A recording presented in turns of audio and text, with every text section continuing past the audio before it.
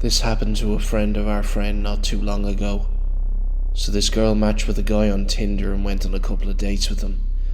On the first 2 dates they went for coffee on walks outside. She really liked him, thought he was friendly, good looking, etc., and thought they clicked. For the third date the guy suggested she should come over to his place to have some wine. She agreed because she felt safe and comfortable enough to do so at this point. So the time comes and she goes over to his place and he pours her a glass of wine. Things seem to go well. They joke around and enjoy a nice talk. After a while she starts feeling funny.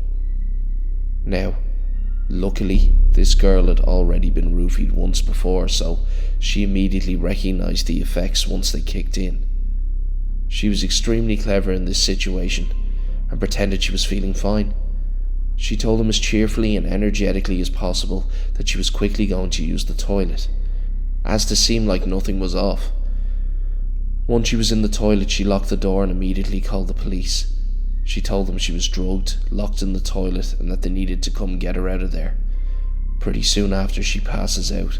She is awoken by the police, but is still very drugged, so kind of slides in and out of consciousness. All she remembers is the police putting a bag over her head as they carry her out of there. She was saved. A few days later, she is asked to come down to the police station to give her declaration of events. After doing this, she asks whether she remembers the police putting a bag over her head correctly, or if it was imagined due to the drugs, or what was up with that.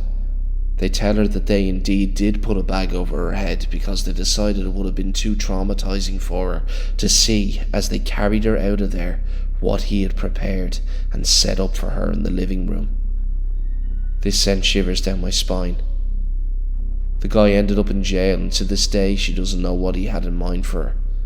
But it's clear this was a very messed up, incredibly scary situation that could have ended horribly. Please, please, please, always let someone know when you plan on going on a Tinder date.